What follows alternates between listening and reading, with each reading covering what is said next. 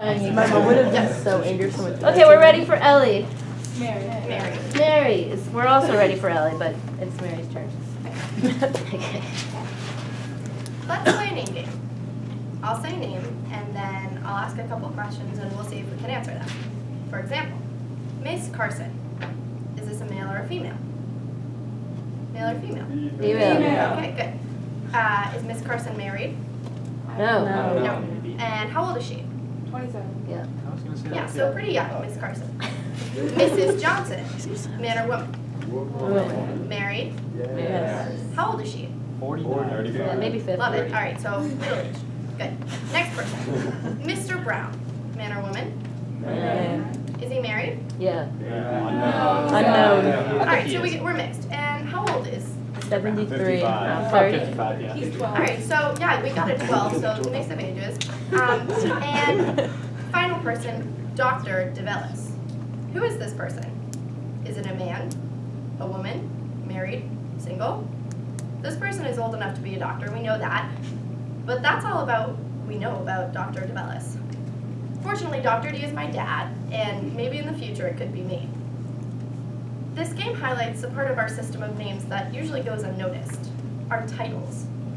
For men, we have Mr., and most men will be Mr. for their entire lives, from 3 to 93. But for women, we have Miss, Ms., and Mrs., all to signify age and marital status.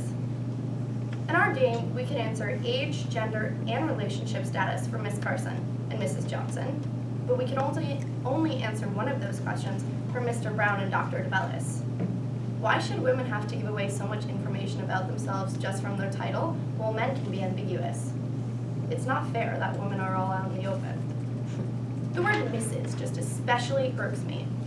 The abbreviation for Mr. is in Mrs. M and R are the first 2 letters of MRS. And I like to look at this abbreviation a little bit closer, and I've observed that if we add an apostrophe after the R before the S in Mrs., it becomes Misters, which I see as a form of possession. She is his. I like to think this is a coincidence, but it feels a little bit too ironic. What's worse is that when many women get married, they become a possession even further by changing their names to their husband's last names. I know this is a choice that many women are free to make, but there's too often the expectation that they will just throw away their last names without a care. That should not be an expectation. Some people say that even if women do keep their former names, it makes no difference because the children will have their husband's last names. This is the reality for most people. My mother's name is Ms. Ann Kelly. She didn't change her last name when she got married, and many people ask me if my parents are divorced or if my mom is my real mom, just because we have different last names. Why should they assume she should just willingly become Mrs. Ann DeVellis? She kindly corrects people when they make the mistake, but I know I won't be so patient. When I grow up, I would like to be Dr. DeVellis. For one reason, I like science and I'd like to go to medical school, but also the doctor makes it so that I don't have to give away so much information about myself just by hearing my name. I can write an email and you don't know if I'm a man or a woman. I can write a letter and you don't know how old I am. Some of you may be taken aback. Oh, I lied by that.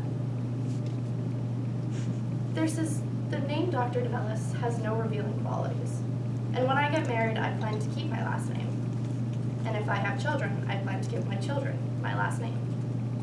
Some of you may be taken aback by this forward behavior, but think about it. Isn't this anything different than what men do every day? Women shouldn't have to live under the shadow of a revealing title, or be expected to be happy when their family name is discarded. There shouldn't be the expectation that women should change their name based on the man they settle down with. My dad shouldn't laugh and say, okay, when I tell him that the DeVellis name will not die with his 4 daughters.